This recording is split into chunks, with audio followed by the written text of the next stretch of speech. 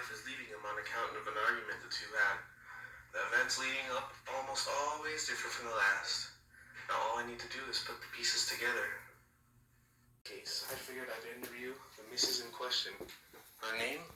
Nora. So tell me, what's your story?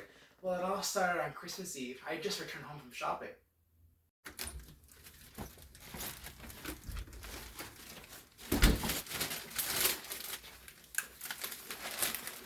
Is that my little skylark twittering out there?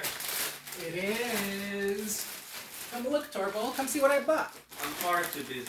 And did you say bought? What's all this? Has my little feather brain been out spending money again? Well, I figured with your new job we'd be able to splurge a little for Christmas. Now, Nora, I don't get paid until next quarter. We can always borrow until then. Oh, Nora, you're such a woman. That would tear our house down. Now we can keep clean and continue to keep clean until New Year's. Oh, now, Nora, don't look so blue. Here's some money and... Nora, surely your sweet tooth didn't get the better of you in town. Christmas shopping? Macaroons? What does all have to do with the story? Well, I was getting there. You should never interrupt a woman. But yes, I have gotten ahead myself. My dear friend Christina had just arrived. Oh yes, I'm sure Torvald can help you out, Christina. Yes. I'm sure we'll be able to get you a position at the bank. I'll tell him discreetly. Christina, there's something I have to tell you. What is it? Shh, not so loud. Torvald might hear, but it was I who took out a loan and Rox had to save Torvald's life. We had a vacation in Italy, Torvald and I. Torvald was incredibly ill from being overworked, and Papa never gave us a penny, so it was I who raised the money. Rather lucky of you to win the lottery during this time. The lottery? Papa was at his end, so I used his signature to take out a loan. You mean you broke the law for your husband? I was engrossed by my husband at the time. This is Miss Lynn, Torvald. Christina Lynn. Ah, Miss Christina Lynn, how do you do? She's come all this way to see you. See me? What for? Well, she's remarkable in the office, and she heard that you're a bank manager, so she wanted to know if you can help her. Yes, well, let's see. Do you have any commercial experience? Yes.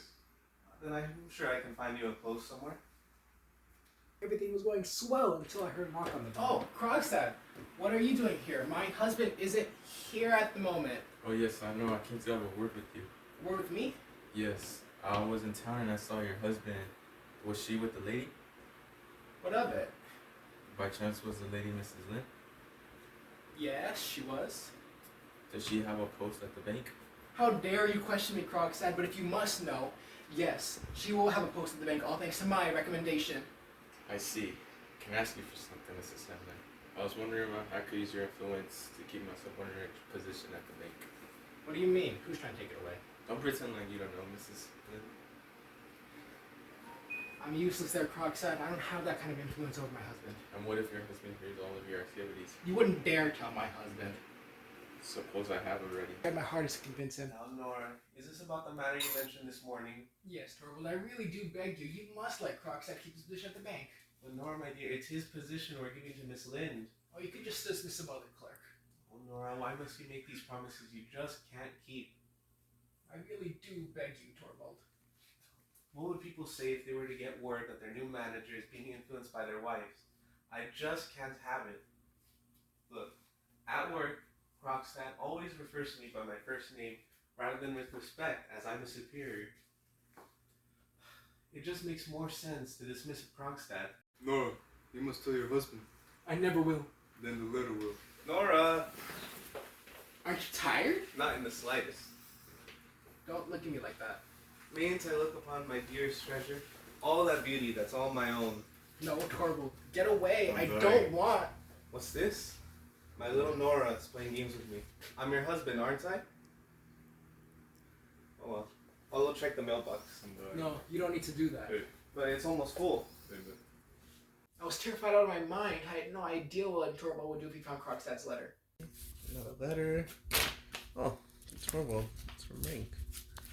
I know what it is. What's this? Nora? Do you know what this letter's about? Do you know what's in this letter? Yes, Torvald, I do. You wretched woman. You have ruined my happiness. You have ruined my future.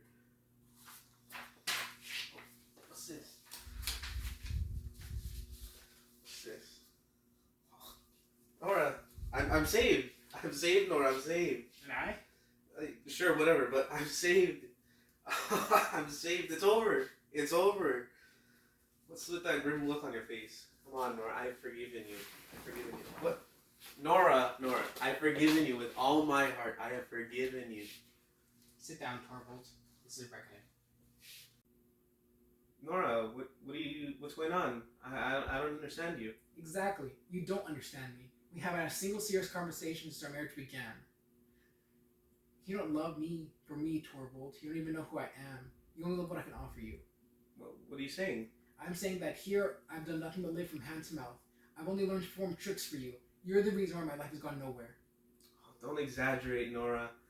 Never mind. It's lesson time. Oh, Torvald, you are not the man to be teaching me lessons. I must get onto the world and teach myself. That is why I'm leaving you. I'm sure Christina will take me in for the night. But I forbid you to leave. I'm not your wife anymore, Torvald. You cannot order me around. Well, it's your duty as a wife and as a mother. I have a duty to myself first. There's only one explanation for this. And what could that be? You don't love me anymore. You're right. You lost my love the moment the miracle didn't happen. I don't understand. Explain. I hoped and dreaded that you would take the blame for my forgery on my behalf. I never would have let you sacrifice yourself.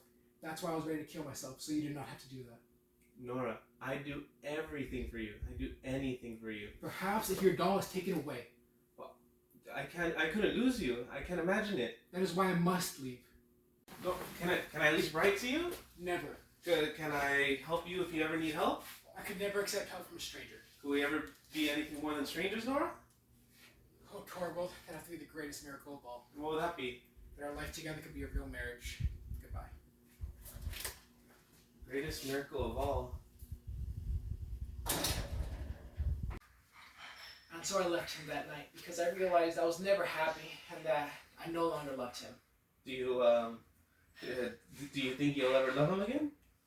I should have noticed it before, but Torvald reminded me so much of my father. When I was with my father, I had to play the role of the helpless daughter. And then when I married Torvald, I had to play the role of the helpless wife. But Nora, please, Nora, please, I love you, please, please forgive me, please, please, I'm begging you, please, what can I do to make you love me again, please, please. Sorry, Torvald. I'm not gonna be the doll in your house anymore.